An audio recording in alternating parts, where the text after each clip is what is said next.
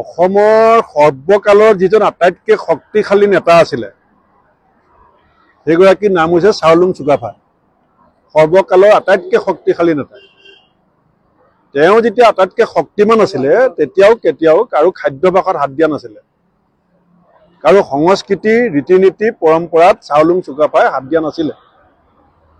আৰু সমগ্ৰ অসমীয়া জাতীয় সত্তাৰ যাক আমি গুৰু বুলি ভাবোঁ মহাপুৰুষ শ্ৰীমন্ত শংকৰদেৱ। শ্ৰীমন্ত শংকৰদেৱেও কিৰাত কছাৰী খাচী গাৰু মিৰি যৱন কংক গোৱাল বুলি কৈ থৈ গৈছে। সকলোকে লৈ বৃহত্তৰ অসমীয়া সমাজৰ যিটো ভেটি নিৰ্মাণ কৰিছিলে তেওঁ কেতিয়াও আমাক এনেকুৱা কথা কোৱা নাই যে আনৰ ধৰ্মত আনৰ পৰম্পৰা ৰীতি নীতিত আনৰ আচাৰ ব্যৱহাৰ সাজ পোছাক খাদ্যত আমি কোনোবাই হস্তক্ষেপ কৰিব লাগে বুলি। তেওঁ অসম আৰু অসমীয়া জাতিয়ে চুকাফা আৰু শংকৰদেৱে দেখুৱাই থৈ যোৱা পথত চলিব। হিমন্ত বিশ্ব শৰ্মাৰ যিটো অটপালি বৰ্তমান অসমৰ মুখ্যমন্ত্ৰীয়ে ক্ষমতাৰ বলত বলীয়ান হৈ পেলাই যিটো অটপালি কৰি আছে মই আপোনালোকক কেইদিনমানৰ পাছত দিন গন্তি কৰি দিম। এতিয়া হয়তো 500 দিনতকৈ কেইটামান দিন বেছি আছে। আমি কাউণ্ট ডাউনৰ ঘড়ী ৰাজীৱ ভৱনত বনাই আছো। এওঁ ক্ষমতাৰ পতন হ'বৰ কাৰণে বেছি সময় নাই।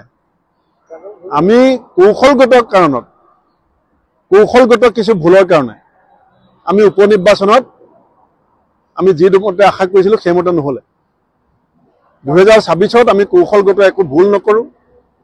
শুদ্ধভাৱে ৰাজনৈতিক পৰিকল্পনা কৰা হ'ব, শক্তিশালীভাৱে যুঁজ দিয়া হ'ব আৰু অসমৰ ৰাইজৰ যিবিলাক মৌলিক সমস্যা চাহ জনগোষ্ঠীৰ চাহ শ্ৰমিকৰ মজুৰি বৃদ্ধিৰ কথা, নিবনুৱা সমস্যাৰ কথা, দেশৰ ভিতৰত আটাইতকৈ দুৰ্নীতিগ্ৰস্ত মুখ্যমন্ত্ৰীজনে যেনেকৈ কেৰাণী মোহৰি কেইটামানক মাজে মাজে এৰেষ্ট কৰি নিজে এখন লুটপাটেৰে যে স্বৰ্গ বনাই আছে সেই লুটপাটৰ বিৰুদ্ধে এখন SIT স্পেচিয়েল ইনভেষ্টিগেটিভ টিম বনাই কেনেকৈ ৰাইজৰ কাঠগড়াত হিমন্ত বিশ্ব শৰ্মা ডাঙৰীয়াক অনা হ'ব তাৰ কাৰণে অসমৰ ৰাইজৰ বেছি দিন অপেক্ষা কৰিব নালাগে। আজি মই ৰাহুল গান্ধী ডাঙৰীয়াৰ লগত SIT ফৰ্ম কৰা সম্পৰ্কতো কথা পাতিছোঁ যে তেখেত যেতিয়া 2025 চনত অসমলৈ আহিব আমি নিমন্ত্ৰণ জনাইছোঁ।